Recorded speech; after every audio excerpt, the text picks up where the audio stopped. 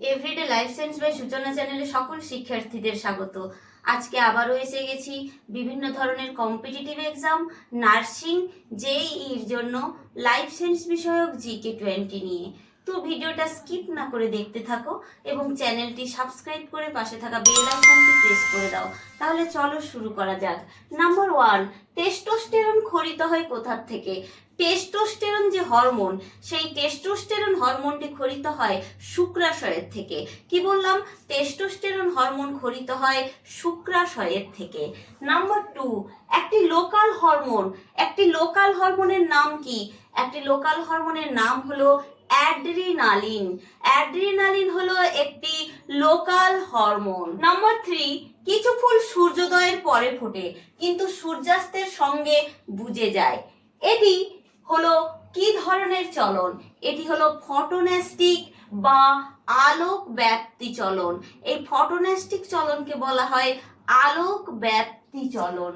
Number 4, সূর্য শিশির নামক পতঙ্গভুক উদ্ভিদের পাতায় কোর্সিকাগুলি পতঙ্গ দেহের সংস্পর্শে আসা মাত্র বেঁকে গিয়ে পতঙ্গকে চেপে ধরে।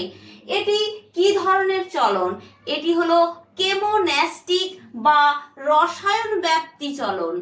নাম্বার 5, ফটোট্রপিক চলনকে কি নামে ডাকা হয়? ফটোট্রপিক চলনকে হোলিওট্রপিক চলনও বলা হয়। কি বলা হয়? হোলিওট্রপিক চলন। এই হোলিওট্রপিক চলন ফটোট্রপিক চলনকেই বলা হয়ে থাকে। Number 6, rotation. এই রোটেশনটা কি? পরিণত উদ্ভিদ কোষের অভ্যন্তরস্থ একটি বৃহৎ কোষ গহ্বরকে কেন্দ্র করে যে প্রোটোপ্লাজমের আবর্তন থাকে তাকেই বলা হয় রোটেশন। রোটেশন অর্থাৎ রাউন্ড শেপ করে থাকবে প্রোটোপ্লাজমের আবরণ, তাকেই বলা হয় রোটেশন। Number 7, circulation. কিছু কিছু উদ্ভিদ কোষের অভ্যন্তরস্থ ক্ষুদ্র ক্ষুদ্র কোষ গহ্বরের প্রত্যেকটি কেন্দ্র প্রোটোপ্লাজমের আবর্তন, প্রত্যেকটি কেন্দ্র যে প্রোটোপ্লাজমের আবর্তন দ্বারা আবৃত থাকে তাকেই বলা হয় সার্কুলেশন। ক্লিয়ার? নাম্বার 8, পত্রফলকের গোড়াতে পত্রমূলের উপপ্রধানকে কি বলা হয়? পত্রমূলের গোড়াকে যে ছোট্ট পত্রমূলের উপপ্রধান থাকে তাকে বলা হয় পালভিনাস। কি বলা হয়? পালভিনাস। নাম্বার 9, ভারতীয় টেলিগ্রাফ উদ্ভিদ বা নৃত্যরত উদ্ভিদ নামে পরিচিত যে উদ্ভিদ তার নাম কি? কি বললাম? ভারতীয় টেলিগ্রাফ উদ্ভিদ বা নৃত্যরত উদ্ভিদ। কি বললাম? ভারতীয় টেলিগ্রাফ উদ্ভিদ বা নৃত্যরত উদ্ভিদ নামে পরিচিত যে উদ্ভিদ সেটি হলো বনচাঁড়াল। নাম্বার 10, বনচাঁড়ালের বিজ্ঞানসম্মত নামটা কি? বনচাঁড়ালের বিজ্ঞানসম্মত নাম হলো ডেসমোডিয়াম গাইরান্স। কি বললাম? ডেসমোডিয়াম গাইরান্স। নাম্বার 11, যে সমস্ত উদ্ভিদের চলন দেখা যায়, যে সমস্ত উদ্ভিদের চলন দেখা যায়, কি ধরনের উদ্ভিদের চলন দেখা যায়? সাধারণত নিম্ন শ্রেণীর উদ্ভিদের ক্ষেত্রে চলন পরিলক্ষিত হয়, যেমন ক্লামাইডোমোনাস, ভলভক্স, ডায়াটম ইত্যাদি।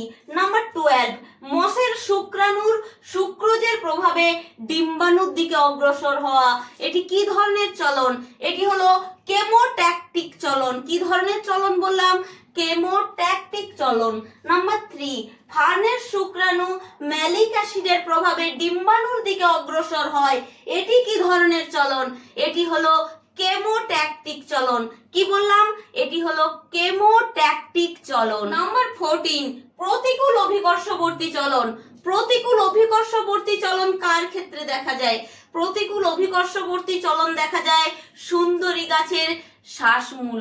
প্রতিকূল অভিকর্ষবর্তী চলন হলো অভিকর্ষের প্রতিকূলে মানে মাটির ওপরের দিকে চলন দেখা যায় যে মূলে, সেটি হলো সুন্দরী গাছের শ্বাসমূল। নাম্বার 15, জল প্রতিকূলবর্তী বা নেগেটিভলি হাইড্রোট্রপিক চলন কার ক্ষেত্রে দেখা যায়? কি বললাম?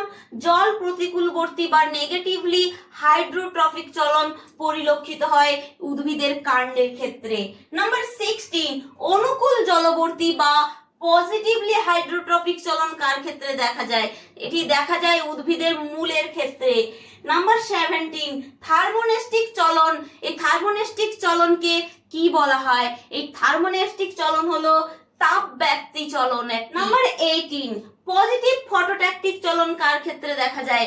পজিটিভ ফটোট্যাকটিক চলন পরিলক্ষিত হয় ক্ল্যামাইডোমোনাসের ক্ষেত্রে। নাম্বার 19 আভ্যন্তরীণ উদ্দীপক কোনটি? আভ্যন্তরীণ উদ্দীপক হলো হরমোন। কি বললাম? আভ্যন্তরীণ উদ্দীপক হলো হরমোন। নাম্বার 20 বাহ্যিক উদ্দীপক কি? বাহ্যিক উদ্দীপক হলো তাপ, আলো, অভিকর্ষ বল ইত্যাদি, এগুলো হলো বাহ্যিক উদ্দীপক। তাহলে বাহ্যিক উদ্দীপক কোনগুলো হলো? তাপ, আলো, অভিকর্ষ বল ইত্যাদি। তাহলে ভিডিওটি আজকে এখানেই শেষ করলাম।